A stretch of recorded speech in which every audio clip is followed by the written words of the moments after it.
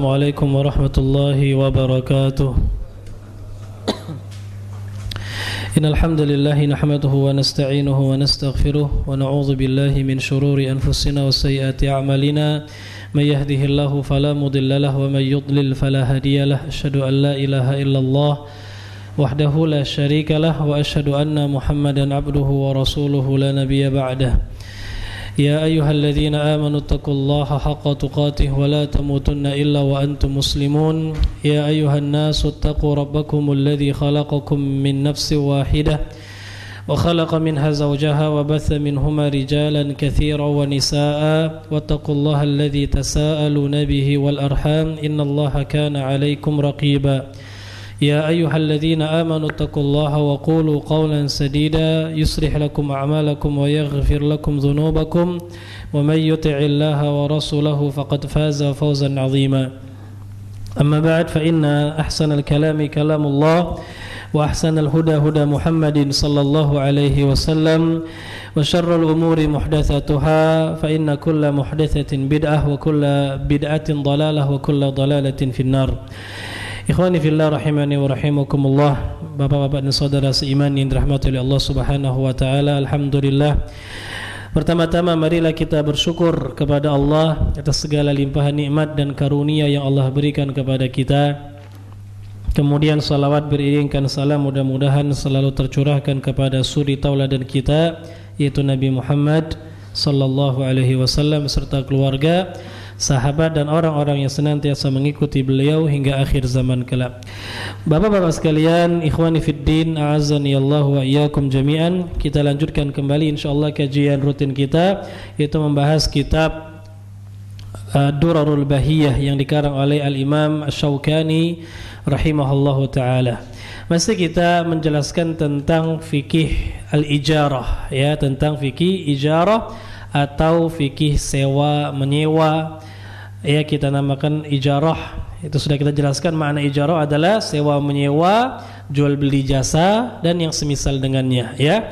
Sudah kita jelaskan pada pertemuan yang sebelumnya. Nah, jadi kita singkat saja dengan ijarah. Jadi kalau kita katakan ijarah itu masuk dalamnya adalah sewa menyewa, kemudian upah mengupah, ya, jual beli jasa dan seterusnya. Baik. Terakhir kita sudah menjelaskan perkataan beliau tentang jual beli jasa yang terlarang, ya, yang ada larangannya di dalam dalil-dalil sunnah Rasul sallallahu alaihi wasallam. Beliau jelaskan adalah yang pertama kasbul hajjam, ya, upah bekam, ya, kemudian juga upah pezina, ini jelas haram, ya, kemudian upah dukun, ya, ini juga haram. Kemudian juga asbul fahal, ya, jual beli atau sewa menyewa pejantan, hewan jantan untuk dikawinkan ke hewan betina, ini juga dilarang di dalam syariat. Nah, kemudian masih kita akan menjelaskan tentang upah-upah atau ijarah yang terlarang, ya. Beliau katakan selanjutnya di antara bentuk ijarah yang terlarang adalah, kata beliau, wa ujratul muadzin, ya, dan upah yang diberikan kepada muadzin. Ya, di antara upah yang terlarang kata beliau adalah upah yang diberikan kepada muadzin. Ikhwani fiddin, a'azzani Allah wa iyyakum jami'an. Bukan hanya upah yang diberikan kepada muadzin, akan tetapi lebih luas dari itu akan kita jelaskan tentang upah yang diberikan kepada seseorang yang melakukan suatu ibadah, ya, suatu ketaatan. Bukan hanya muadzin. Contoh lainnya adalah imam, contoh lainnya adalah khatib, contoh lainnya adalah guru ngaji, ya, dan hal-hal yang lainnya. Contoh lainnya tukang ruqyah, ya. Intinya ketaatan, perbuatan ibadah, apakah boleh di situ ada upah mengupah? Apakah boleh di situ ada ijarah? Nah, ini yang akan kita jelaskan. Memang pengarang Al-Imam Syaukani hanya menyebutkan tentang muadzin, Pak, ya, tapi sebenarnya pembahasan ini lebih umum dari sekedar muadzin, sekedar azan, karena azan adalah salah satu bentuk ibadah. Nah, lalu bagaimana dengan ibadah-ibadah lain yang semisal dengan azan? Insyaallah akan kita jelaskan. Wallahu a'lam bishawab. Dari pendapat-pendapat ulama yang kita kumpulkan, maka bisa kita katakan hukum upah mengupah dalam berbuat atau dalam apa, dalam ketaatan, dalam perbuatan ibadah seperti itu kita katakan ketaatan itu terbagi menjadi dua. Ya, sebelum kita jelaskan hukum ijarahnya, kita harus tahu dulu bahwa ketaatan itu ada dua macam. Ya, ketaatan atau bentuk ibadah itu ada dua macam. Yang pertama, kata para ulama, adalah at-ta'atul lati yata'ayyanu ala kulli ahadin fi'luha. Yang pertama adalah ketaatan yang wajib bagi setiap orang untuk melakukannya. Ya, yang wajib bagi seorang untuk melakukannya. Maksudnya bukan wajib ya, maksudnya ibadah yang seseorang itu dia sendiri yang harus melakukannya, nggak bisa digantikan oleh orang lain. Nah, itu maksudnya ya ta'ayyan fi'luha. Jadi ada ketaatan yang sifatnya hanya bisa dilakukan oleh orang tertentu, ain. Ya, baik fardu ain atau sunnah ain, seperti itu, nggak bisa digantikan oleh orang lain. Contohnya sholat, ya, contohnya sholat. Contohnya lagi berpuasa, ya. Nah, ini adalah ibadah-ibadah yang wajibnya itu ataupun sunnahnya itu dia ain, nggak bisa digantikan. Jadi kalau seandainya puasa Ramadan itu wajibnya kan fardunya fardu ain. Ya, kalau puasanya puasa Arafah, sunnahnya sunnah ain, nggak bisa antum nyuruh tetangga antum, tolong puasakan puasa Arafah ya, nanti pahala untuk saya. Bisa nggak bisa, karena dia bentuknya ain. Ya, orang itu yang diminta dan tidak bisa digantikan oleh orang lain. Ya, tidak bisa digantikan oleh orang lain. Nah, yang seperti ini, ketaatan atau ibadah yang seperti ini, kata para ulama, tidak diperbolehkan ada upah mengupah di dalamnya. Ya. Jadi antum suruh orang untuk sholat 5 waktu, antum bayar sehari misalnya 500.000. Ya, tolong sholatkan untuk saya ya, nanti pahalanya dibagi ke saya. Nah, ini saya upah setiap hari 500.000 misalnya. Ya, itu nggak bisa, Pak. Meskipun upahnya besar, nggak bisa. Ya, karena kewajiban sholat itu fardunya fardu ain. Ya, setiap individu yang harus melakukannya, bukan kifayah. Bukan bisa digantikan oleh orang lain, enggak. Ya, tapi ain setiap individu yang melakukannya seperti itu. Begitu juga puasa, antum enggak mau puasa di bulan Ramadan, nyuruh orang ya fakir miskin yang biasa puasa karena nahan lapar maksudnya ya, antum bayar mereka, enggak bisa. Yang seperti ini tidak diperbolehkan. Ketaatan atau ibadah yang sifatnya ain tadi ya disyariatkan untuk setiap individu, ini tidak boleh ada upah mengupah di dalamnya. Allahu a'lam. Ini yang pertama. Yang kedua, at-ta'atul lati la yata'ayyanu fi'luha ala kulli ahad. Ketaatan yang mana disyariatkannya itu tidak tertuju pada seorang individu tertentu. Ya, artinya apa? Kifayah. Nah, itu loh. Artinya sifatnya apa? Sifatnya itu kifayah, enggak pada ain tertentu. Contohnya apa? Contohnya azan. Ya, azan itu Pak, wajibnya wajib ain atau wajib kifayah? Wajib kifayah. Ya, cukup satu orang saja yang azan, enggak perlu kita seluruhnya ya kan? Naam, tidak setiap individu harus melakukannya. Ya, kemudian juga misalnya imam, menjadi imam, ya, itu kewajibannya kifayah atau ain? Kifayah, cukup satu orang. Kalau semua jadi imam, siapa makmumnya? Ya, sebagian orang saja. Begitu juga mengajarkan Al-Qur'an. Ya, enggak seluruh orang, sebagian orang saja yang memang dia bisa mengajarkan Al-Qur'an seperti itu, enggak ain seperti itu. Ya, dan yang semisal dengannya. Nah, ketaatan yang seperti ini ulama berbeda pendapat, apakah boleh upah mengupah di dalamnya? Ya, apakah boleh ada upah mengupah di dalamnya? Wallahu a'lam bishawab. Ulama-ulama dari kalangan mazhab Hanafiyah dan Hanabilah melarang. Ulama-ulama dari kalangan Hanafiyah dan Hanabilah Hambali itu melarang. Mereka mengatakan enggak boleh ada upah mengupah. Kenapa? Dikarenakan ibadah itu adalah niatnya untuk mendapatkan pahala dari Allah Subhanahu wa taala. Kalau sampai kita ibadah hanya untuk mendapatkan upah, maka ini tidak dinilai sebagai bentuk ibadah. Bahkan seorang bisa dikatakan melakukan perbuatan yang bertentangan dengan tauhid. Ya, ibadah mengharapkan dunia, itu namanya apa? Riya. Ya kan?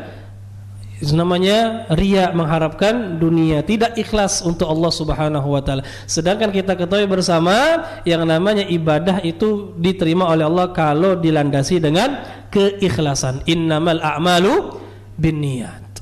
Ya, ini kata mereka. Wallahu a'lam. Ditambah ada dalil-dalil lagi yang khusus yang menjelaskan tentang hal itu, di antaranya tentang azan misalnya, ya. Itu dalam hadis Ubadah bin Samit yang diriwayatkan oleh Al-Imam Al-Bukhari, ya, bahwasannya Rasulullah sallallahu alaihi wasallam pernah bersabda kepada Uthman bin Abil As.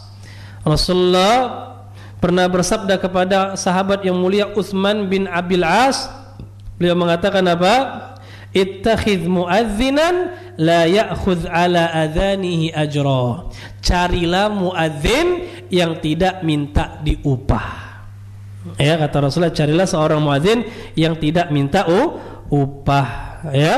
Na'am, wallahu alam bis-shawab. Baik. Nah, ini khusus untuk azan, dan ada beberapa yang dalil yang lainnya tentang membaca Quran, ya. Itu juga tidak diperbolehkan mengambil upah, dan hadis-hadis lainnya. Wallahu alam. Baik, ini pendapat pertama. Pendapat kedua, boleh-boleh saja mengambil upah dari ketaatan atau ibadah yang sifatnya kifayah ini, ya, muadzan, mengajarkan Quran dan yang semisalnya, boleh, ya. Dan ini pendapat ulama-ulama Syafi'iyah dan Malikiyah, pendapat ulama Syafi'iyah dan Malikiyah. Wallahu a'lam. Mereka berdalil dengan beberapa dalil juga, ya. Yang pertama tentang azan, kata mereka itu ada hadis lain, betul. Tadi kita sudah bacakan hadis Rasulullah melarang Utsman bin Abul As untuk mencari muadzin yang minta upah. Tapi dalam hadis lain, yaitu hadis Abu Mahdzurah, ya, tentang masalah azan, ketika Rasulullah mengajarkan azan kepada Abi Mahdzurah, beliau ajarkan dan beliau suruh Abi Mahdzurah untuk azan. Terakhir setelah azan Rasulullah kasih Abi Mahdzurah itu satu bungkusan yang berisi perak. Wah, dikasih oleh Rasulullah upah. Kalau seandainya enggak boleh, kenapa Rasulullah kasih? Persis seperti apa? Bekam. Ya, seakan-akan ada dalil yang mengharamkan, tapi Rasulullah pernah ngasih. Oh, berarti cuma makruh. Nah, seperti itu juga ini. Memang ada dalil yang melarang, tapi Rasulullah pernah ngasih, artinya enggak sampai haram. Ya, tidak sampai haram, kata ulama. Kemudian juga dalil berikutnya adalah dalil tentang sahabat Rasulullah yang pernah mereka lewat di satu kaum, ya, yang mana ketika mereka lewat di kaum tersebut mampir, enggak dilayani, enggak dijamu dengan baik. Akhirnya mereka pergi. Setelah mereka pergi, ternyata kepala kaum tersebut tersengat oleh kalajengking. Ya, dipanggillah sahabat ini. Siapa di antara kalian yang bisa mengobati kepala suku kami? Maka dikatakan, kalau kalian mau kami obati, kami minta apa? Kambing, imbalan, upah, seperti itu. Maka diruqyah. Nah, ruqyah itu membaca Quran. Dikatakan dalam riwayat tersebut membaca surat Al-Fatihah. Ya, sekarang pertanyaannya, baca Quran ibadah atau bukan? Ibadah. Nah, kemudian mereka minta upah. Seperti itu, ya, minta upah, berarti boleh. Nah, ketika disampaikan kepada Rasulullah SAW, boleh enggak ya Rasulullah kami minta upah sedangkan kami baca Quran? Kata Rasulullah, mana kambingnya? Sini, saya ikut makan. Artinya boleh. Artinya boleh. Untuk menguatkan itu boleh. Rasulullah, mana kambingnya? Kalau masih ada, Rasulullah ikut makan. Artinya boleh seperti itu, untuk menegaskan. Barakallahu fikum. Dan ada beberapa dalil yang lain yang mengisyaratkan diperbolehkan. Nah, dari adanya hadis-hadis yang seakan-akan bertentangan ini, para ulama berbeda pendapat, boleh atau tidak mengambil upah dari sebuah ketaatan atau ibadah yang sifatnya kifayah, seperti yang kita jelaskan ini. Wallahu a'lam bishawab. Tapi ada pendapat yang pertengahan, Pak, dan ini yang dipilih oleh Syekhul Islam Ibnu Taimiyah rahimahullah. Bisa kita katakan ini pendapat yang ketiga, apa? Kalau seandainya orang tersebut butuh, maka boleh diambil. Ya, kalau dia tidak butuh, maka lebih baik tidak usah diambil. Ya, kalau dia butuh maka boleh diambil. Tapi kalau dia tidak butuh, maka lebih baik tidak usah diambil. Ini pendapat yang dikuatkan oleh Syekhul Islam Ibnu Taimiyah rahimahullahu taala. Wallahu alam. Dan Allah, insyaallah, ya, pendapat inilah yang lebih menenangkan hati. Pendapat Ibnu Taimiyah inilah yang lebih menenangkan hati kita bersama, ya. Jadi kalau seandainya seorang itu butuh untuk mengambil upah, maka diperbolehkan, sebagaimana para sahabat yang mereka meruqyah, mereka itu minta upah karena mereka sedang apa? Butuh, Pak, sedang berada di perjalanan, ya. Mau bertamu nggak dijamu, akhirnya mereka mau nggak mau minta upah karena mereka sedang butuh. Begitu juga kalau ada di antara kita yang memang butuh, ya, secara ekonomi dia sedang membutuhkan, ada dia, dan dia pintar ngaji misalnya, ya, kemudian ada yang nelpon dia, Pak tolong Pak, ya, ajarkan ngaji sama anak saya, nanti saya upah 1 bulan sekian dan sekian, maka tidak masalah, ya. Tapi jangan dimanfaatkan pintar ngaji, nanti ada yang nelpon, Pak tolong baca surat Yasin ya, baca, jadi membimbing, ya, jangan. Kalau yang untuk hal-hal yang bid'ah jangan mau kita, ya. Tapi kalau untuk yang sesuai sunnah maka tidak masalah, insyaallah. Mengajarkan Al-Quran, ya, boleh-boleh saja mengambil upah dari hal tersebut memang kalau kita butuh. Tapi kalau memang kita sudah ada pekerjaan, ya, atau kita sudah ada usaha-usaha, kita sudah cukup, bahkan lebih dari cukup, ya, tetapi kita ada kelebihan pintar ngaji, paham tajwid dan tahsin, ada orang minta ajarkan, kita ajarkan, kalau perlu nggak usah ambil upah, kalau sudah kita mampu nggak usah ambil upah lagi. Nah, itu ibadah yang sangat besar pahalanya, ya. Allahu a'lam bissawab. Barakallahu fikum. Ini insyaallah pendapat yang lebih tepat, ya. Jadi kalau butuh maka diperbolehkan, kalau dia tidak butuh, artinya dia seorang yang mampu, yang memiliki kekayaan yang lebih, maka tidak usah diambil upah tersebut. Begitu juga kalau dia menjadi imam, ya, jadi imam, jadi khatib, ya, dan seterusnya seperti itu. Allahu a'lam bissawab. Nah, cuma yang kita bahas ini Bapak dan saudara seiman rahimani wa rahimakumullah, itu tentang upah, ya. Upah itu berarti kan ada suatu akad di awal. Paham, ya? Nah, ini yang kita bahas. Adapun kalau bukan upah, ya, apa maksudnya bukan upah, Ustaz? Contohnya kata para ulama adalah rizqun min baitil mal. Ya, itu uang yang diberi oleh baitul mal, oleh kas negara. Kita diangkat jadi imam besar di masjid pemerintahan, ya, bukan diupah tapi digaji dari kas negara misalnya, maka itu boleh. Itu bukan termasuk ijarah, tapi itu dia diperintahkan, kemudian dia dikasih duit dari baitul mal. Nah, ulama membedakan ini, Pak. Ulama membedakan antara ijarah dengan rizqun min baitil mal. Ijarah itu ada akadnya. Kalau uang yang dikasih dari baitul mal itu bukan termasuk. Atau yang sejenis adalah uang yang merupakan sedekah atau infak dari jamaah, ya, untuk pengurus masjid. Nah, ini infak misalnya untuk memang kegiatan-kegiatan dakwah yang ada di masjid tersebut. Nah, diambillah dari uang tersebut, diberikan kepada muadzin, diberikan kepada yang ngajarkan Quran, yang ngajar bahasa Arab, untuk khatib dan seterusnya, ya, untuk imam tarawih. Yang seperti ini bukan termasuk upah mengupah, bukan termasuk bab ijarah, tapi hanya sekedar apa? Hibah. Sekedar hibah. Dan inilah yang terjadi di negeri kita. Ya, kalau kita mau teliti yang terjadi di negeri kita itu bukan upah mengupah, tapi hanya sekedar apa? Hibah, Pak. Bedanya di mana? Bedanya kalau upah mengupah itu harus jelas berapa dikasihnya. Tapi kalau ngajar Quran biasanya, ngajar TPA biasanya upah, ya, karena ditentukan berapa per bulan, Pak, 50.000 sekian puluh ribu, ya. Nah, itu sudah masuk upah mengupah. Tapi kalau azan, imam tetap, imam tarawih seperti itu, ya, itu bukan termasuk upah mengupah, karena hanya sekedar hibah. Artinya dikasih seikhlasnya, semampu masjid ngasihnya berapa kepada si imam, kepada si muadzin, ya kan? Ya, dan mereka pun nggak protes, mau dikasih berapa ya sudah diterima seperti itu, karena memang nggak ada akad di awal, karena tidak ada akad di awal. Nah, ini termasuk dalam bab ini. Jadi harus kita bedakan. Wallahu a'lam. Maka yang tersebar di negeri kita, kalau saya cermati itu bukan termasuk upah mengupah atau yang dikatakan dengan ijarah. Ya, kecuali tadi ngajar Quran TPA, yang ngajar ilmu agama di pondok pesantren itu termasuk, ya, ijarah seperti itu. Tapi kalau imam masjid, muadzin, imam salat tarawih, khatib dan seterusnya, Allah alam, ini bukan termasuk ijarah. Jadi kalaupun dikasih terima saja. Ya, kalau nggak mau terima, seperti sebagian ustadz mungkin dia mau wara' misalnya, dikasih oleh masjidnya nggak mau terima, alhamdulillah, bagus seperti itu, ya. Nah, tapi kalau seandainya dia ambil itu nggak masalah, bukan termasuk ijarah. Hatta kalau kita berpendapat hukumnya haram misalnya, nggak boleh ijarahnya, tapi itu bukan ijarah. Itu bukan ijarah. Ya, jadi insya Allah tidak mengapa. Meskipun kalau dia nggak mau terima pun boleh saja. Ya sudah Pak, untuk di masjid saja supaya masjidnya misalnya mau bangun apa seperti itu, atau dia ambil dia kasihkan kepada orang lain, itu juga bagus.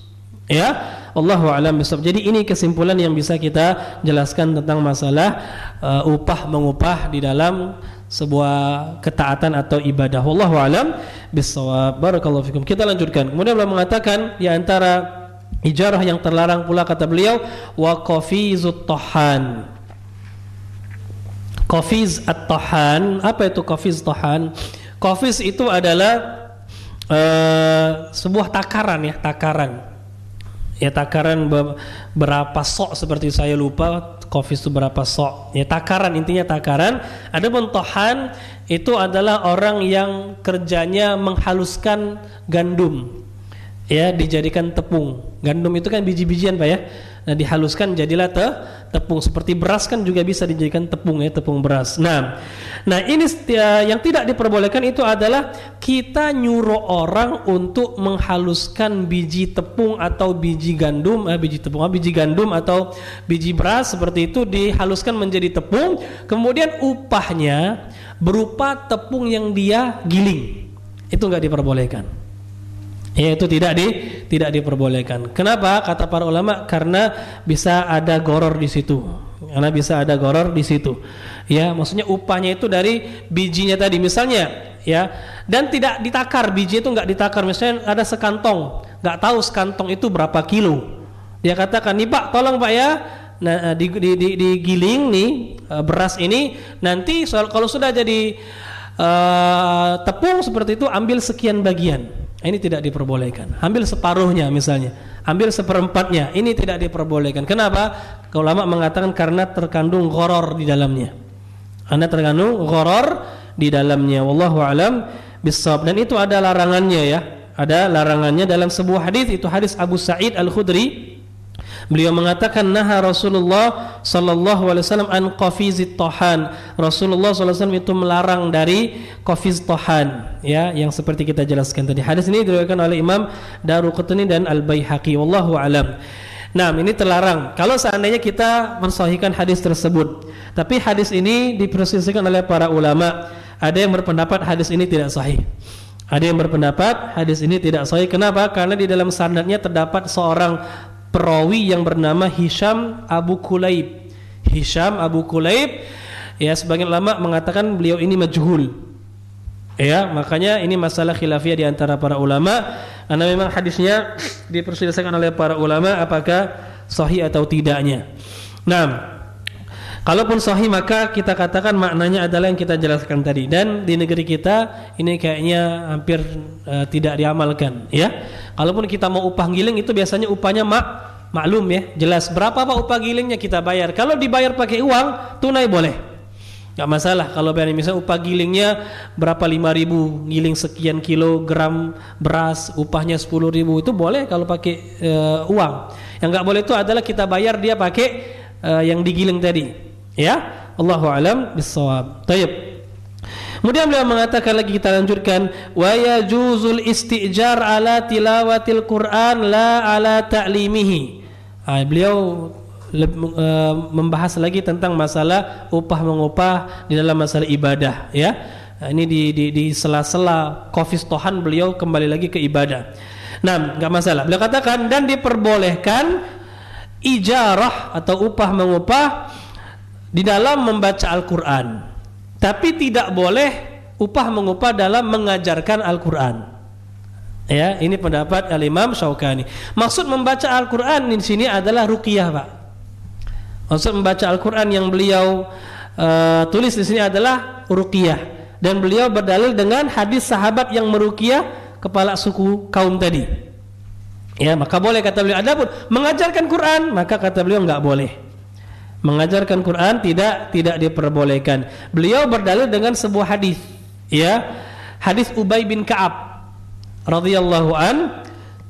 Beliau mengatakan, "Allamtu rajulan al-Qur'an fa ahda ilayya qausan fa dzakartu dzalika lin-nabiy sallallahu alaihi wasallam fa qala in akhadtaha akhadta qausan min narin faradattuha."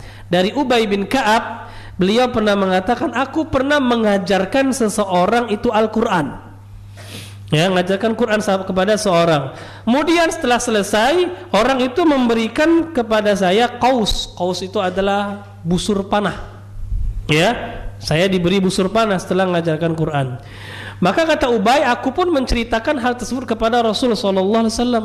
Maka Rasulullah mengatakan, kalau engkau ambil busur panah tersebut, berarti engkau telah mengambil busur dari api neraka. Diancam oleh Rasul sallallahu alaihi wasallam. Kemudian langsung saja Ubay mengembalikan busur panah tersebut. Hadis ini diriwayatkan oleh Imam Ibnu Majah dan Baihaqi. Ya, tapi ulama juga berbeda pendapat hadis ini sahih atau tidak. Sebagian mendhaifkan karena dia hadis yang munqati, yang terputus, ya. Taruhlah dia sahih, maka kita kumpulkan dengan hadis-hadis yang sudah kita bahas tadi, Pak, ya. Allahu a'lam bissawab. Nah, khusus untuk mengajarkan Quran sendiri ada hadis yang juga mengisyaratkan boleh, yaitu hadis seorang wanita yang menghibahkan dirinya untuk Rasul sallallahu alaihi wasallam. Masih ingat hadisnya, Pak? Pernah seorang wanita menghibahkan dirinya untuk Rasulullah, ingin dinikahi, kemudian Rasulullah tidak mau. Maka ada seorang sahabat yang ingin menikahi wanita tersebut. Kata Rasulullah, antum punya apa untuk dijadikan mahar? Dia katakan enggak punya, Rasulullah. Ya, cari meskipun hanya cincin besi. Dicari enggak ketemu. Akhirnya Rasulullah nanya, kamu punya hafalan Quran enggak? Punya. Nah, ajarkan kepada si wanita tadi. Nah, berarti mengajar Quran dijadikan mahar. Sedangkan mahar itu adalah salah satu bentuk apa? Ya, tukar menukar, membayar, ya, bayar membayar seperti itu. Artinya tatkala boleh dijadikan mahar, berarti boleh juga kita untuk mengupah orang yang mengajarkan Quran kepada kita. Wallahu a'lam bissawab. Baik. Jadi pendapat yang lebih kuat yang sudah kita jelaskan tadi.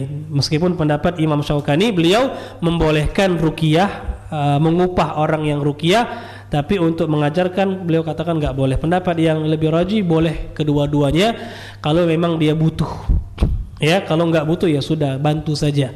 Nah, jadi boleh ya kalau orang dia meruqyah, diminta ruqyah, kemudian dia dikasih upah, itu boleh-boleh saja. Atau dia menentukan minta upah sekian, boleh-boleh saja. Cuma yang perlu digarisbawahi, ya, untuk masalah ruqyah yang boleh ngambil upah, ya, tapi kalau bisa jangan dijadikan profesi, Pak. Ya, jangan dijadikan profesi tukang ruqyah itu. Ya, cuma kita bisa ngeruqyah, baca Quran. Kalau ada orang minta tolong kita bacakan, dikasih upah, diambil, enggak masalah. Ya, cuma kalau dijadikan profesi sehingga kita dikenal, kalau orang nyari mana tukang ruqyah, fulan tukang ruqyah, jangan. Karena sahabat yang mereka pun meruqyah sahabat yang lain atau saudara-saudara mereka sama muslim, mereka itu enggak menjadikan ruqyah sebagai profesi, cuma sebagai bentuk tolong menolong. Ya, dan ruqyah itu sebenarnya setiap kita bisa, hanya sekedar kita bisa ngaji atau enggak, bisa baca Arab atau tidak. Kalau bisa, insya Allah bisa. Cuma sekali lagi, bukan berarti ketika ruqyah itu juga harus berhasil. Ya, nah yang jadi masalah di masyarakat kita ini, ya, seakan-akan ada anggapan kalau seandainya ruqyahnya enggak berhasil, berarti enggak bisa ruqyah, salah itu. Ya.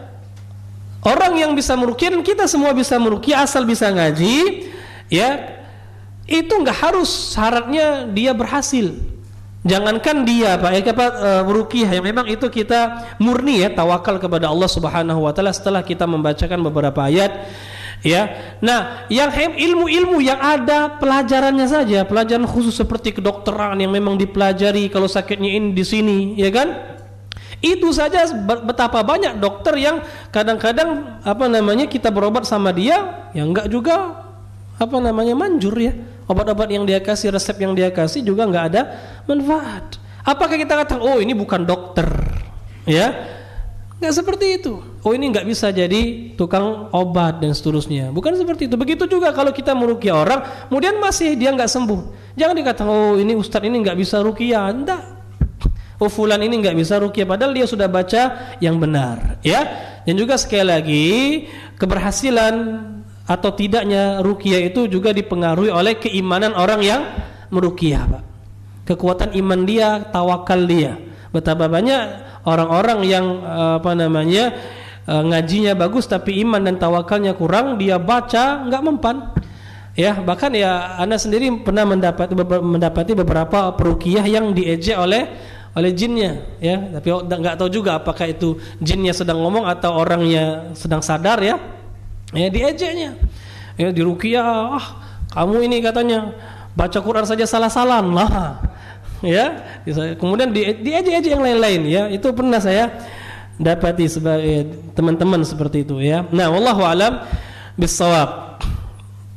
Intinya diperbolehkan, tapi kalau bisa jangan dijadikan sebagai profesi. Cari profesi lain. Cuma kita bisa, kalau ada orang minta tolong kita tolong. Dikasih upah diambil nggak masalah. Wallahu a'lam bissawab. Kita lanjutkan. Beliau mengatakan wa an yukriya al-ain muddatan ma'lumatan bi ujratin ma'lumatin, dan juga diperbolehkan, ya, sewa menyewa suatu benda tertentu. Ya, sewa menyewa suatu benda tertentu itu diperbolehkan, kata beliau. Muddatan ma'lumatan, dengan waktu yang maklum, yang tertentu pula, diketahui, yang jelas. Misalnya sewa ini selama 1 bulan, sewa rumah selama 1 tahun, ya, sewa mobil selama 1 hari, boleh. Bi ujratin ma'lumatin, dengan apa? Biaya yang juga jelas. Ya, sewa rumah berapa Pak setahunnya? 5 juta, jelas. Yang seperti ini boleh. Nah, kalau tadi kan kita upah mengupah, kalau ini sudah termasuk dalam sewa menyewa barang. Ini masih masuk dalam bab ijarah sebagaimana yang sudah kita jelaskan berkali-kali, ya. Wa min dzalikal ard, dan di antara barang yang boleh disewakan adalah tanah, lahan, boleh. Kita punya lahan sebesar 1 hektar, kita sewakan kepada orang lain untuk dia garap, boleh nggak? Boleh, bapak-bapak sekalian, ya. Apalagi memang kalau seandainya kita nggak bisa menggarap lahan tersebut, maka ada baiknya kita sewakan saja, ya. Digarap oleh dia, dibikin persawahan, dibikin kebun ini, kebun itu, bagus, ya. Boleh-boleh saja untuk disewakan.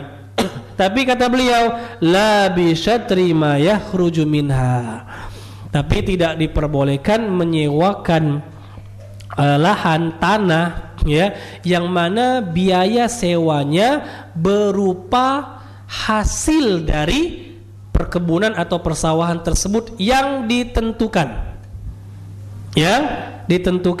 bukan persentase, ya. Nggak boleh. Contoh, ya, Kak Teno punya lahan misalnya 1 hektar, ya, disewakan kepada Kak Nusi, ya. Tapi kata Kak Nusi, Anda nggak punya duit kalau mau sewa, ya. Cuma insya Allah ini saya mau garap nih, ya. Duit untuk nyewanya nggak punya, cuma saya punya apa, benih, bibit tanaman, saya mau nanam ini, ubi-ubian misalnya. Nah, nanti kita bagi seperti kata-kata, oke. Ya, tapi sini, ini lahannya kan 1 hektar nih, ya. Ini lahannya 1 hektar, kita bagi 2, ya. Nah, yang sebelah sini, ini nanti hasilnya untuk saya. Yang sebelah sini, ini hasilnya untuk saya sebagai biaya sewa, kata Kak Teno. Nah, ini untuk antum, ini Kak Nusi. Tayyib. Nah, yang seperti ini nggak boleh. Yang seperti ini tidak diperbolehkan. Ya, kenapa nggak boleh, Ustaz? Kan jelas, Ustaz, separuh-separuh. Iya, jelas separuh-separuh. Tapi siapa yang jamin ini nanti panen? Siapa tahu panennya yang sebelah sini saja, ya. Paham nggak kira-kira, Pak? Nah, kalau seandainya ini gagal panen, ini berhasil, berarti salah satunya dirugikan, ya kan? Ketika seperti itu ada goror, maka terlarang, ya. Malah yang boleh itu, Pak, yang muzaroah. Muzaroah itu apa? Sama kayak tadi, Kak Teno punya lahan, nyuruh Kak Nusi, ya. Nih, tolong garap lahan saya, ya, tolong garap lahan saya, silakan pakai lahan saya pinjamkan kepada antum, garap, nanti hasilnya kita bagi 2. Ketika seluruhnya sudah dipanen, ya, seluruhnya sudah dipanen, kita bagi 2, 50%, 50%, Ya, enggak ditentukan lahannya. Pokoknya hasil panennya dibagi 50%, 50-50. Boleh enggak? Boleh, seperti ini. Karena enggak ada goror. Ya, kalaupun di sini gagal, cuma di sini yang panen, ya berapa hasil panennya? Dapat 1 ton, bagi 500. Nah, itu diperbolehkan. Yang seperti itu namanya muzaroah. Nanti enggak tahu dibahas enggak oleh beliau tentang masalah muzaroah. Allahu a'lam bishawab. Jadi yang boleh itu seperti tadi, atau memang dibayar pakai duit sewa menyewanya.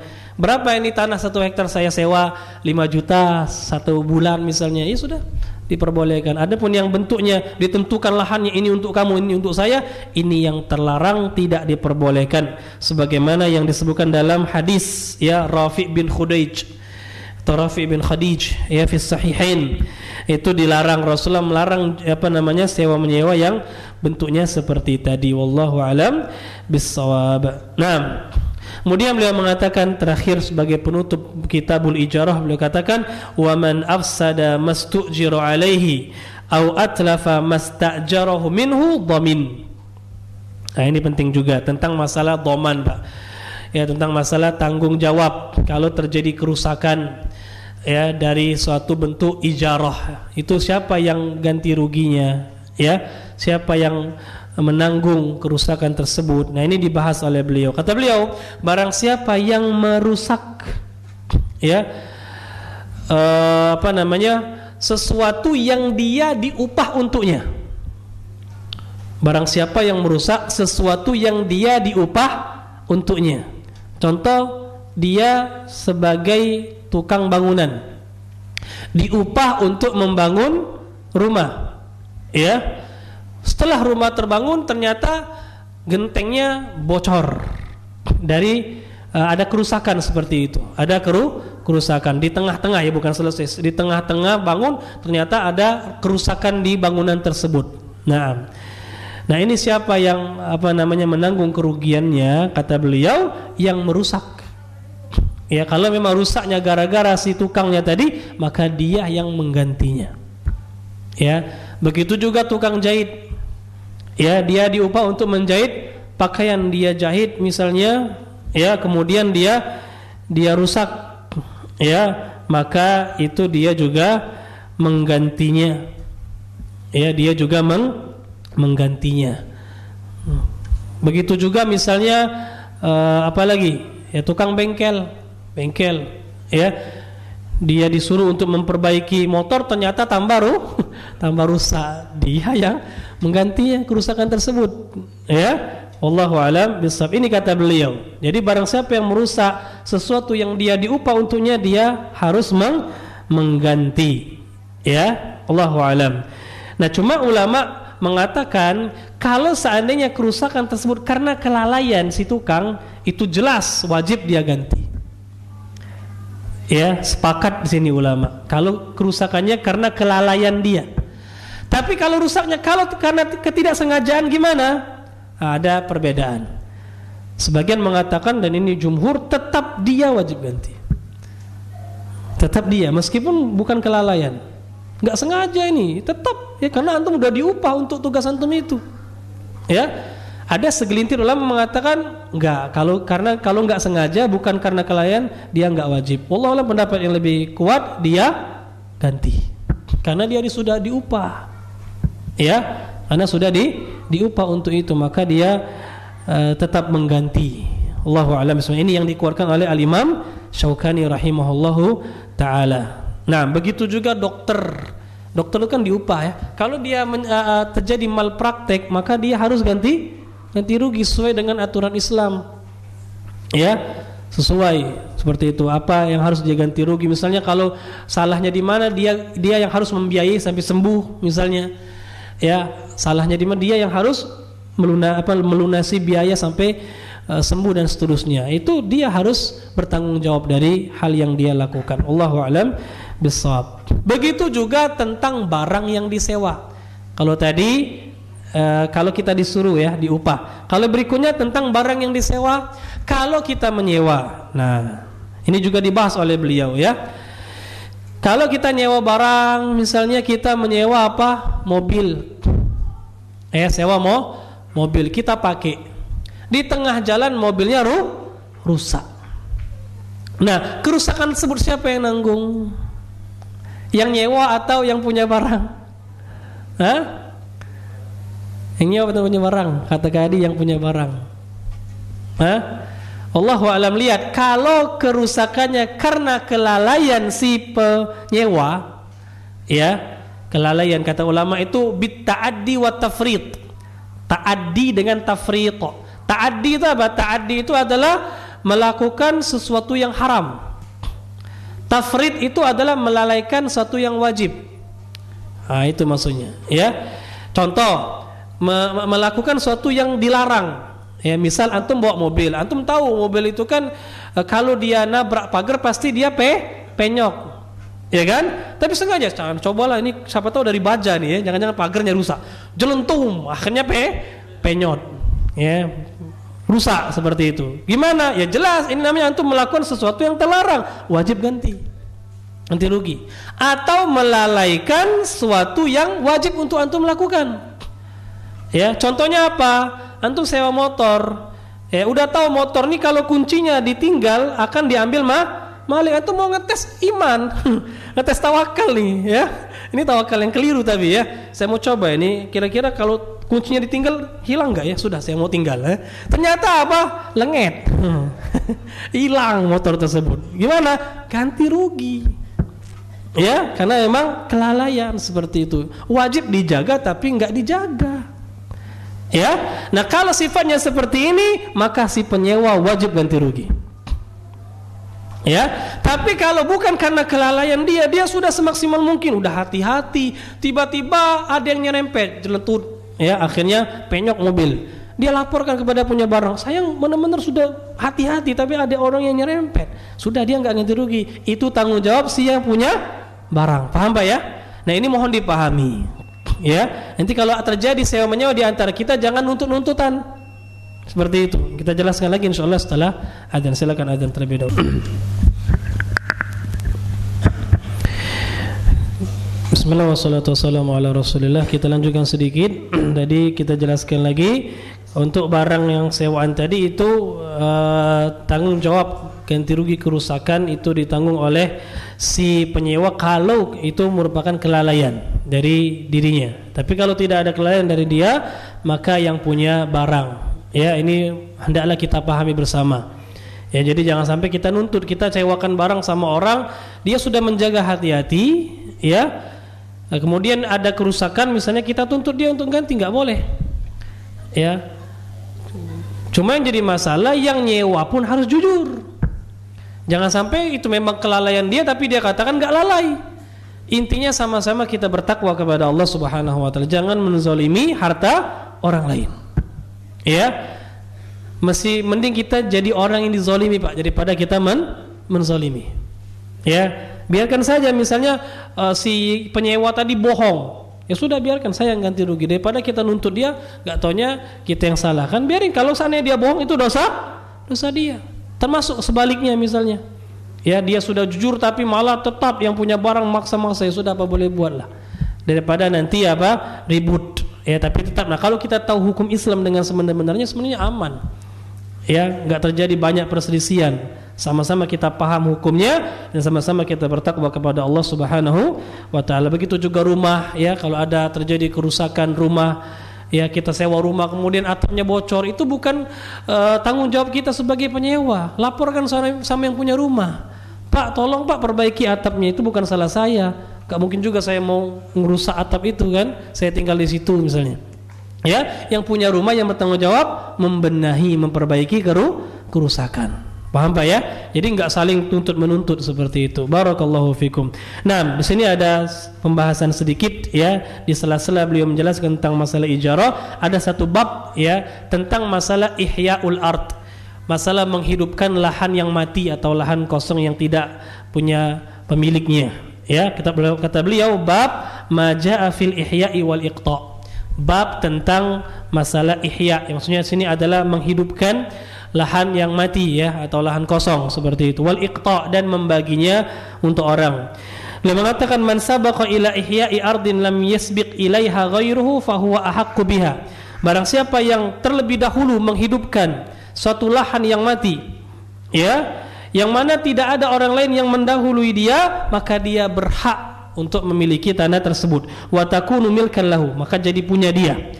Contoh antum datang ke hutan di Kalimantan sana, pedalaman, masuk, atau hutan-hutan kita masih banyak Pak ya, misalnya di daerah mana, lahat pagar alam ada hutan-hutan seperti itu, antum masuk, memang nggak ada yang punya, nggak ada yang punya. Sudah antum hidupkan, caranya apa? Cari bulldozer, itu pohon-pohon besar ditebangi ya, dibikin misalnya pagar batas. Nah ini punya saya. Dan ini yang dilakukan oleh kakek nenek kita dulu. Sebelum tanah-tanah menjadi mahal seperti ini kan, nah, itu tinggal matok sendiri Pak ya. Ya dipatok, dipagerin, ini punya saya. Atau ditanemin atau dibikin pagar, udah jadi milik dia. Kalau memang itu lahan kosong, lahan mati yang belum ada memilikinya. Tapi kalau sudah punya orang nggak boleh. Ya, ada lahan kosong punya tetangga, antum batasin bikin pagar, ribut Pak. Ya, jangan coba-coba ya.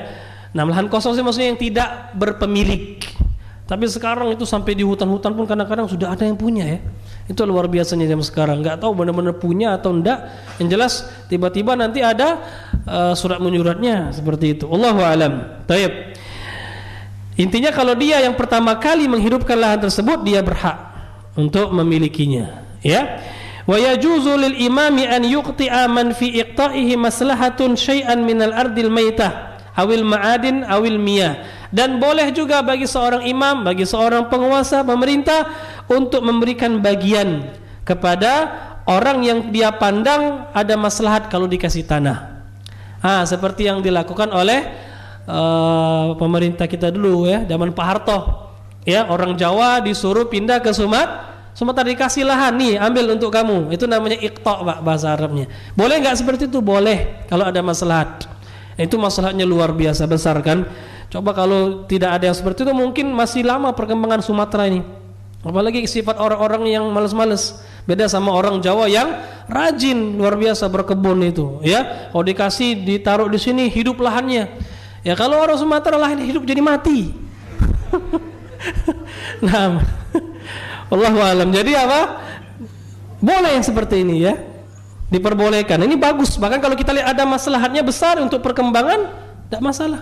Ya, disuruh orang untuk dikirim ke sana, dikirim ke sana, diperbolehkan. Awil ma'adin, atau bukan hanya lahan kata beliau, tempat tambang boleh dikasih ke sini. Ini ada apa namanya batu baranya. Silakan kata pemimpin. Sekali lagi ini pemimpin loh ya, pemerintah, penguasa. Dikasih ke fulan-fulan. Nanti digarap seperti itu. Boleh-boleh saja.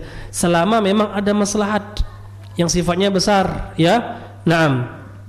Awil miyah, atau sumber air juga seperti ada sumber air dikasih ke fulan ya. Tapi hendaklah seorang imam, seorang penguasa itu benar-benar melihat ada maslahat. Jangan sampai banyaklah madaratnya.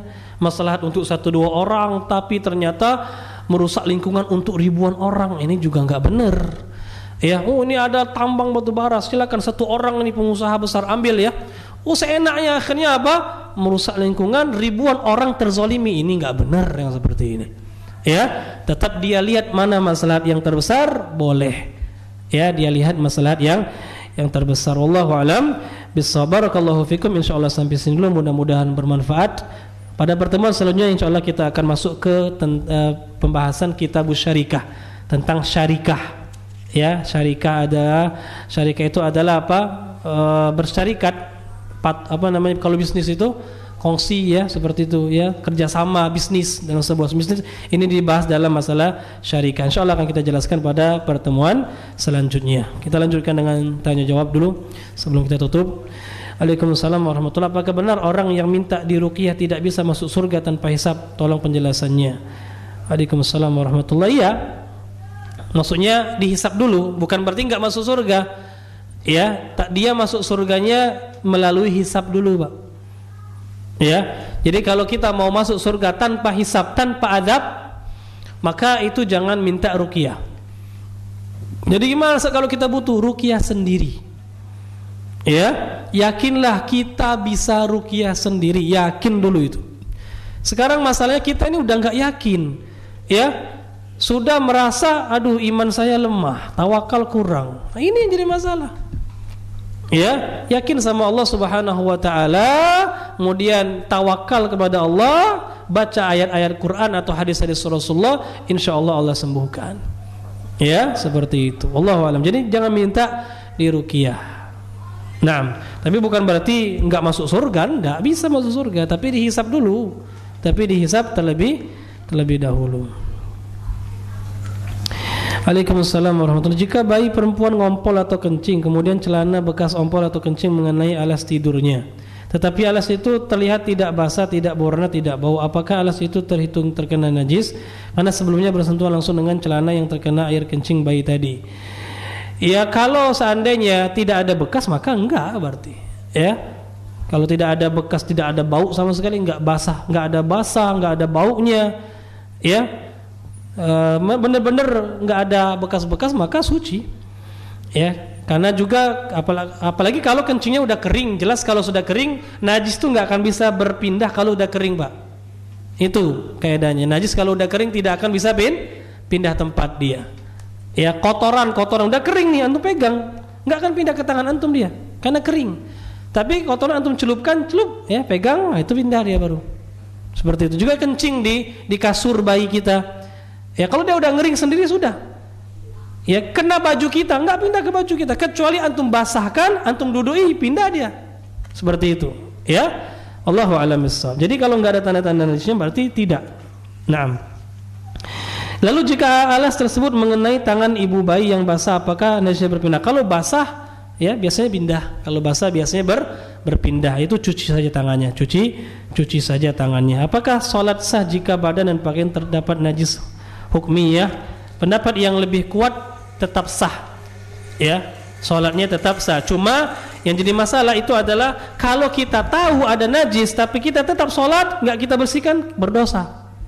Tahu nih di badan kita ada najis tapi sengaja, biarkan aja lah sholat, berdosa. Tapi sholatnya tetap sah. Itu pendapat yang lebih kuat. Tapi ada juga yang mengatakan batal sholatnya. Ya, ada ulama, dan ini mayoritas ulama berpendapat batal sholatnya. Allahu a'lam. Waalaikumsalam warahmatullahi wabarakatuh. Anda mengikuti arisan bahan bangunan, sebagian bahan tersebut masih ada di toko bangunan tersebut. Bagaimana cara untuk memperjualbelikan sebagian bahan bangunan tersebut? Nah, nanya karena cara jual belinya, tidak tahu cara jual belinya, Pak ya. Arisan bahan itu dulu kita lihat, kalau memang berupa uang yang sama itu enggak masalah. Ya, itu enggak masalah. Jadi lihat dulu arisan bahan bangunan ini. Kadang-kadang arisannya berupa duit tapi dibelikan bahan bangunan. Nah, ini yang keliru. Nanti kalau bahan bangunannya naik gimana? Ya, kita beli semen, ya, itu lama sampai setahunan. Pada awal-awal yang kena itu kita yang bayarkan iurannya berupa duit. Katanya bahan bangunan tapi bayarnya pakai duit, baru dibelikan bangunan. Itu semen masih 60.000. Ya, yang kena terakhir nanti semennya jadi 65. Itu gimana hukumnya? Riba. Enggak boleh. Kalau mau bahan bangunan, beli sendiri bahan bangunannya, kasih. Nah, itu juga enggak masalah kalau seperti itu. Jangan ngasih duit baru diberikan bahan bangunan. Atau kalau mau duit, ya duit enggak masalah, tapi segitu-gitu. 60 terus, enggak boleh jadi 65. Nah, ini harus benar-benar diperhatikan yang ingin ikut arisan. Kalau saran anak, kalau enggak penting enggak usah arisan. Karena itu utang piutang, minimal itu kita mencelupkan diri kita pada hutang piutang. Hutang piutang kalau nggak butuh kan nggak usah. Tapi kalau butuh boleh. Ya, tapi kadang-kadang sebagian kita kan nggak butuh, cuma ikut-ikutan aja. Ya, wallahu alam bissawab. Adapun cara jual belikannya, wallahu alam, ya kalau memang itu hak kita, ya diambil saja, kemudian dijual seperti itu. Ya, wallahu alam bissawab. Barakallahu fikum. Masih ada pertanyaan? Silakan Kak Didi.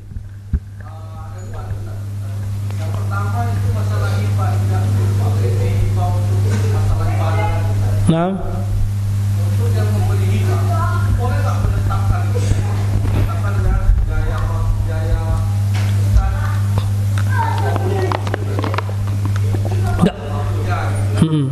tidak masalah kalau dia menentukan, tidak masalah.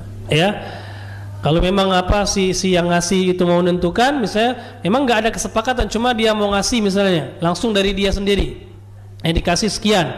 Baik dia omong kepada si yang apa namanya si ustadz yang jadi imam atau jadi muadzin atau jadi pengajar TPA dan seterusnya, ataupun dia nggak ngomong tapi dia sendiri menentukan 300 ya sekali ajar, 300 sekali khutbah dan seterusnya, nggak masalah ya, tidak masalah seperti itu.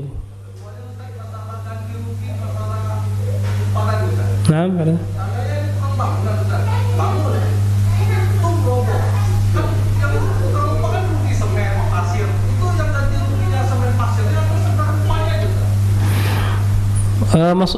kerusakan ya, kerusakannya.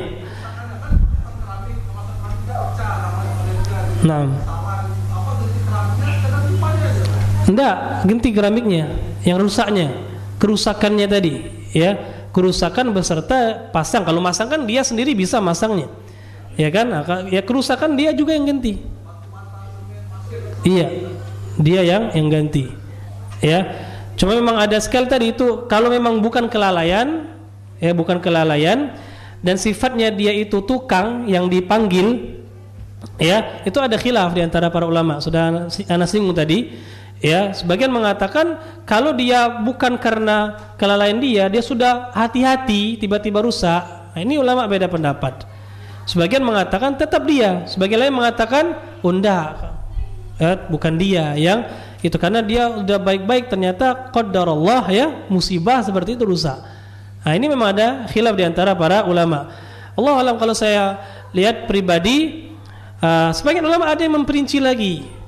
Ya, tukang atau ya tukang, kita bisa kita katakan tukang atau bahasa Arabnya ajir, itu ada dua ya kata ulama. Ada yang sifatnya ajirul khas, ada yang ajirul mushtarak.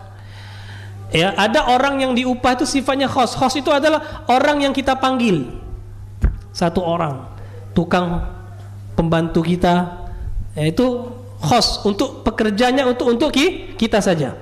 Ada sifatnya mustarak. Mustarak itu seperti apa? Dia buka tempat praktek. Nah, bukan khusus untuk kita, tapi untuk orang banyak. Penjahit. Ya, dia buka toko kan, bukan hanya untuk seorang tertentu kan? Kerja dia itu untuk siapa saja yang datang. Nah, ada yang membedakan. Kalau sifatnya seperti yang pertama khos, yang kita panggil khusus tadi, tukang yang kita panggil khusus itu sifatnya khos. Ajir khos, bukan mustarak ya. Kita panggil khusus, dia nggak ada tempat praktek, tapi dia kita panggil seperti itu untuk bekerja sama kita. Yang seperti ini kata para ulama, kalau lalai dia tetap dia ya, itu kaidahnya. Kalau kelalaian dia wajib dia. Tetapi kalau bukan kelalaian dia, kata ulama dia nggak wajib ganti. Dia nggak wajib ganti kalau dia khos. Allahu alam. Tapi kalau sifatnya mustarak seperti apa? Tadi dokter yang buka praktek, kemudian tukang jahit yang ada tempat jahitnya seperti itu, sifatnya dia bukan kepada orang tertentu tapi siapa saja yang datang dia layani. Nah, ini dia ganti meskipun nggak lalai dari dia. Diperinci, ada yang memperinci seperti itu. Allahu alam ya. Dan ini pendapat banyak ulama juga. Tapi kalau Imam Syaukani mukul rata dia, pokoknya dia yang wajib tanggung jawab. Lalai nggak lalai, khos atau mustarak, dia yang ganti ya. Tapi saran saya ya, ini masalah khilafiyah ya, memang tidak ada dalil yang sharih sebenarnya, tidak ada dalil yang jelas menentukan oh ini enggak ya, cuma ijtihad para ulama yang mana yang lebih mendekati dalil ya. Allahu a'lam. Kalau saran saya ya lebih baik dimusyawarahkan saja baik-baik, itu lebih bagus, apalagi ini masalah khilafiyah. Jadi jangan sampai nuntut-nuntutan, pokoknya kan kata Imam Syaukani antum, oh enggak kata ulama lain itu, sudah ribut nanti. Ya, diislah saja, diislah. Jangan yang diribut bawa-bawa nama ulama ya. Gak enak. Nah, jadi diislah, gimana lah? Oh, anak ini kan tukang belum dapat gaji juga udah rusak. Ya, tolonglah jangan ditanggungkan sama saya. Atau kita bagi dua gimana? Sepakat. Nah, itu kan lebih bagus. Asal sama-sama sepakat boleh. Hukum asalnya dalam muamalah kalau sama-sama sepakat dan tidak menyelisih syariat boleh seperti itu, ya. Jadi ada baiknya dimusyawarahkan. Wallahu alam bissawab. Baik, masih ada pertanyaan? Silakan, Pak. Garansi diperbolehkan.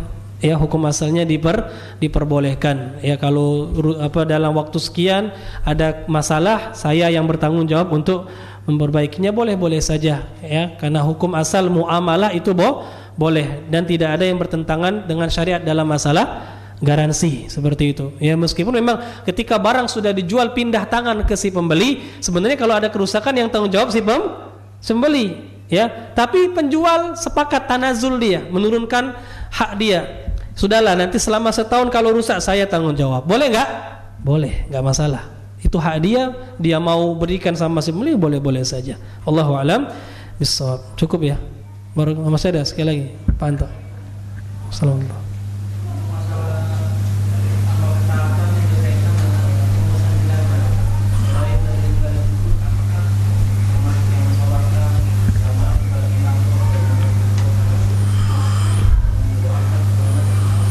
Nah, ya termasuk itu, karena itu pembahasan termasuk amal-amal yang sifatnya kifayah.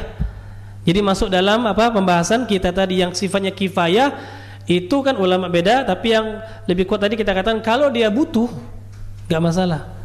Ya kalau dia butuh, tapi kalau dia nggak butuh lebih baik jangan seperti itu, karena sifatnya kifayah.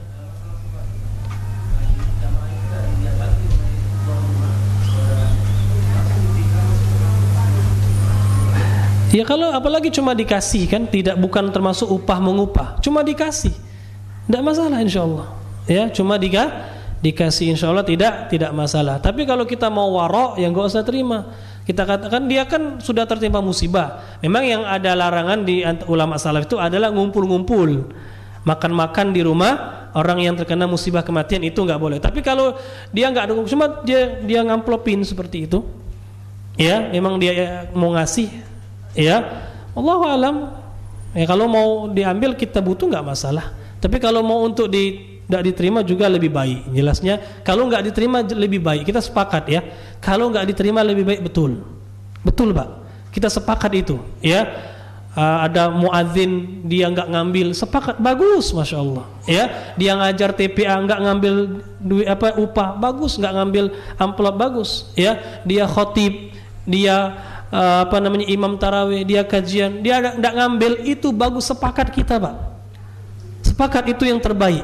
Tapi jangan sampai kita melarang dengan mencela-cela ya, dan kita nggak tahu, mungkin dia butuh, dia butuh, ya sudah ya, tadi sudah kita jelaskan khilafnya, betul ya, minimal kita toleransi lah. Taruhlah kita berpendapat haram, sudah kita berpendapat haram, nggak boleh. Tapi kalau ada orang yang berpendapat mubah dan itu ada ulamanya, kenapa kita harus menyesatkan dia? Harus seakan-akan ya dia itu melakukan yang jelas-jelas sepakat haram, seakan-akan dia makan riba, makan duit judi. Padahal masalah khilafiyah seperti itu. Ya, untuk kita mau warok silakan, tapi maksa orang warok nggak terpuji Pak. Jadi warok ini adalah suatu yang memang masya Allah ya, itu lebih baik. Ya, kita amalkan untuk diri kita dan jangan paksakan orang. Betul kita nasihati orang berbuat warok, tapi jangan dipaksa. Ya, tapi jangan dipaksa. Ini warok sifatnya adalah kita dulu yang mengamalkan. Sebagian orang kadang-kadang terbalik, nyuruh orang warok, dia enggak warok. Ya, antum enggak boleh ngambil itu. Ya, tidak boleh. Giliran ada yang ngasih dia, diam-diam dia terima juga. Nah, ini kan enggak benar seperti itu. Ya, nggak boleh antum ngambil amplop ini kalau azan, nggak boleh. Ya, tapi ternyata dia main suap menyuap yang jelas-jelas haram. Nah, ini yang harus kita pahami bersama. Ya, wallahu a'lam bishawab. Jadi kalau anak pribadi tadi pendapat Syekhul Islam, kalau butuh nggak masalah, kalau nggak butuh lebih baik tidak usah diambil. Ya, lihat Syekhul Islam saja itu luar biasa toleransinya sampai beliau memperinci seperti itu. Ya. Jangan sampai keras-kerasan yang kita kadang-kadang ya menyalah-nyalahkan, apalagi dia seorang dai yang memang kita lihat dia butuh seperti itu Pak. Janganlah ya, nanti cari pendapat Ustadz Fulan yang mengharamkan ini, di-share ya, untuk apa? Membantah Ustadz yang ngambil upah, atau meskipun sekali lagi bukan upah sebenarnya kan, cuma pemberian. Ya, dicela-cela ustadznya, ustadz tuh harusnya seperti ini seperti itu. Yang nggak mau ngasih ya sudah. Ya, anak rasa juga ustadznya nggak akan minta. Ya, dan ustadz pun dan dai pun atau muadzin yang jadi imam itu pun harus terus menjaga niat. Nah, ini juga nasihat untuk para dai, para ustadz, para muadzin yang jadi imam ya, itu untuk terus menjaga niat. Itu cuma dijadikan untuk membantu kalau dia butuh ya, bukan malah benar-benar dijadikan itu adalah tujuan utama. Ya ini juga salah. Ada juga mungkin yang seperti ini dijadikan tujuan utama. Pokoknya tujuan utama adalah duitnya ya. Jadi kalau nggak dapat duit nggak mau ngisi lagi, ini juga salah. Nggak mau azan lagi, nggak mau ngajar TPA lagi, ini juga salah. Jadi pertengahan saja ya, pertengahan saja ya. Si imam atau ustadz atau muadzin tadi dia beribadah, kalau dikasih alhamdulillah, nggak dikasih tetap saya mau ibadah ya. Nah kita sebagai jamaah pengurus masjid juga tahu ya, kalau nggak dikasih ustadznya udah bermotor jauh-jauh misalnya, apalagi sampai daurah ngundang ustadz dari luar ya, ustadznya nggak mungkin pak, ongkos nanti pesawat sendiri ya, kemudian sendiri nggak dikasih apa-apa, dia udah jauh-jauh ya, mungkin dia punya bisnisnya ditutup dulu untuk ngisi di kota tertentu, anak istrinya butuh dinafkahi, nggak dikasih apa-apa ya, cuma syukron ustadz ya, nggak bisa dimakan tuh syukron ya. Kita pun harus tahu, artinya kita apa? Pertengahan, jangan terlalu berlebihan, jangan juga terlalu kurang, seperti pertengahan saja, pertengahan. Yang lebih bagus tuh ya kita sebagai jemaah yang paham ya, seperti itu kepada asatidzah ya. Nah itu yang ana terus sampaikan, kalau di Al-Madinah kalau kita mau ngundang ustaz-ustaz dari luar, ana sampaikan pokoknya sebelum ngundang siapkan dulu transportnya sekian-sekian, ustaznya kasih amplop sekian ya. Itu kalau di sana kan ya ana yang langsung menginstruksikan seperti itu. Jadi insyaallah ya pengurus tinggal ikut. Kalau nggak ada, nggak usah adakan kajian daurah sekalian. Ya, kasihan ustaznya udah jauh-jauh. Dia nggak minta dihargai, cuma kita sebagai murid harus menghargai mereka. Karena ilmu yang kita dapatkan dari mereka itu jauh lebih mahal daripada sekedar materi yang kita berikan. Dan ingat Pak, materi yang kita kasih kepada mereka itu tidak akan hilang.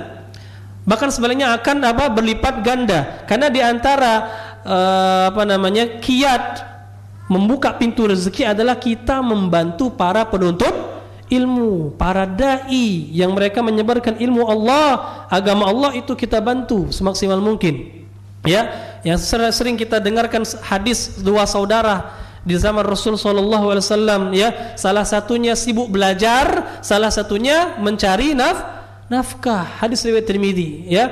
Pada suatu ketika yang nyari nafkah ini kesel dia lihat saudaranya kok belajar terus nih.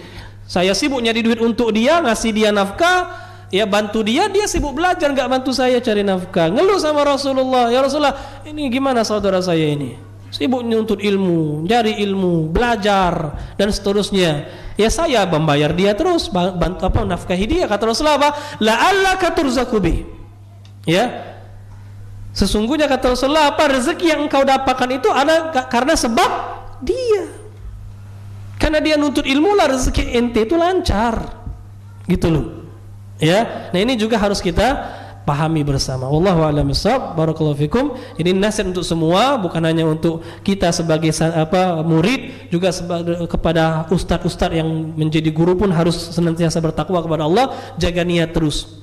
Ya, jangan sampai ketika misalnya nggak dikasih duit transport dia tiba-tiba stop. Jangan seperti itu. Tetap ya, meskipun dia pergi dengan duit dia sendiri, nggak dikasih apa-apa, pergi berdakwah karena Allah ya, berdakwah karena Allah Subhanahu wa taala. Dan kalaupun memang dia berkorban dengan duit dia sendiri, insya Allah itu pun lebih bagus. Mudah-mudahan Allah akan bukakan rezeki dari pintu yang lain juga ya. Allahu a'lam bishawab. Barakallahu fikum. Mudah-mudahan manfaat. Kita cukupkan sampai di sini. Subhanakallahumma bihamdika asyhadu an la ilaha illa anta astaghfiruka wa atubu ilaik. Assalamualaikum warahmatullahi wabarakatuh.